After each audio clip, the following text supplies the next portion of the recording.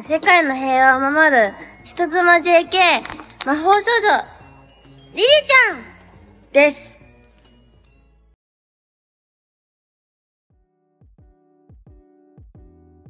J'ai été arrêté vers midi le 23 août dernier dans un hôtel capsule à Kabukicho, chez moi.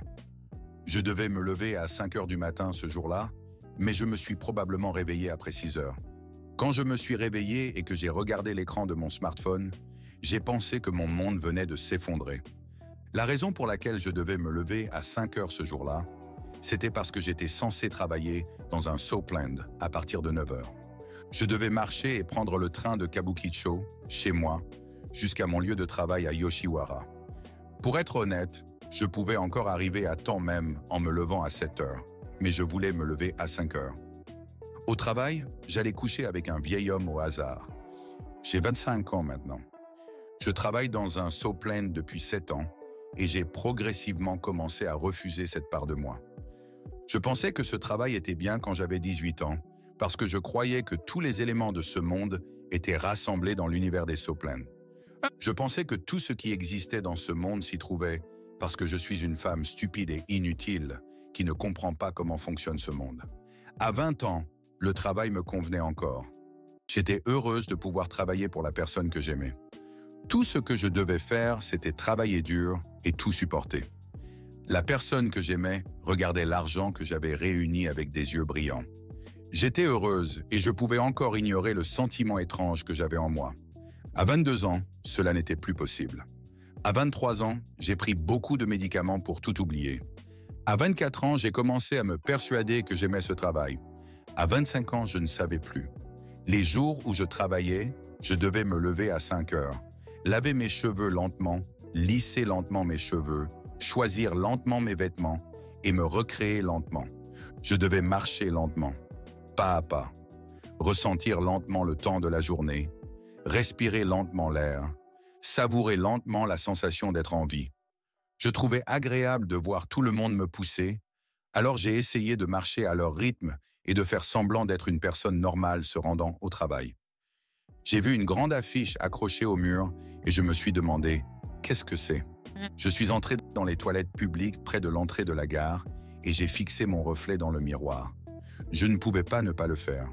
Je devais faire ce travail, mais je ne voulais pas aller travailler dans le Soapland. Je ne voulais pas y aller. Je ne voulais plus vivre.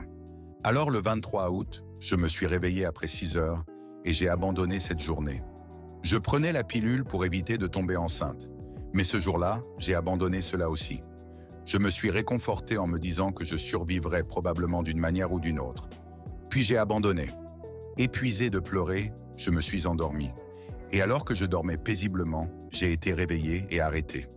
Merci de m'avoir sauvé. J'étais entouré d'environ 8 policiers et j'avais un peu peur. Mais tout le monde a été gentil et m'a bien traité. Merci beaucoup. Merci infiniment. Watanabe Mai a été arrêté par la police préfectorale d'Iki le 23 août 2023 pour complicité de fraude en ayant vendu un manuel détaillant les étapes pour escroquer de l'argent à des hommes solitaires. Elle a été arrêtée 2 fois de plus après sa première arrestation en août, la dernière étant le 22 octobre 2023, pour avoir escroqué de grosses sommes d'argent à plusieurs hommes de plus de 50 ans. Elle a été emprisonnée après sa 3e arrestation et a été placée sous enquête en liberté jusqu'à son procès, qui s'est tenu le 22 avril 2024, où elle a été condamnée à 9 ans de prison et à 80 millions de yens d'amende. Comme Mai n'a aucune épargne à son nom pour payer l'amende de 80 millions de yens, elle a écrit dans l'une de ses entrées de journal en prison qu'elle devra faire environ 2 ans de travaux forcés après avoir purgé sa peine de 9 ans. Cela signifie donc qu'elle passera plus d'1 décennie dans un état d'incarcération.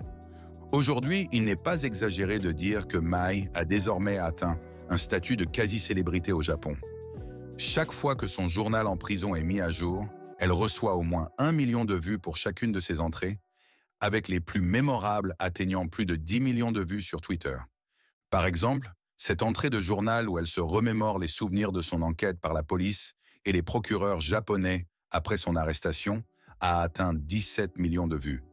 Il va sans dire qu'avec tout le pays intéressé par son affaire, plus de 300 personnes sont venues assister à son procès, qui s'est tenu le 22 avril 2024, lorsqu'elle a reçu sa sentence. Dans son entrée de journal en prison du 20 mai 2024, elle a déclaré qu'elle recevait toutes sortes de lettres et de cadeaux en prison de la part de ses fans, des filles qui disaient qu'elle l'aimait avant son arrestation, des filles qui disaient qu'elle s'était intéressée à son histoire après l'arrestation, etc. Mais dit qu'elle est stricte et qu'elle ne répond pas à la plupart des lettres écrites par des hommes, mais qu'elle essaie de répondre à toutes ses fans féminines. Mais revenons à ce qui a conduit à sa toute première arrestation. Le manuel. On dit que May a vendu ses manuels à plus de 1000 personnes, et bien qu'il existe une certaine divergence entre les différentes sources en ligne quant au prix exact que May demandait pour ses manuels, le prix auquel elle vendait chaque manuel Sugar Daddy Magic, selon le jugement du tribunal de district de Nagoya, était de 28 000 yens, soit environ 178 $ américains. Il va sans dire que, vu le prix de ces manuels, ce n'était pas un guide ordinaire. Kato Hirotaro, avocat associé principal au cabinet Kato et Asakawa, spécialisé dans la fraude, a déclaré que le manuel de May constituait une aide et une incitation à la fraude. Il contient des instructions spécifiques sur la manière de convaincre progressivement les soi-disant OG à donner de l'argent et peut donc être qualifié de manuel d'instruction à la fraude. Il a souligné que ce manuel est clairement illégal.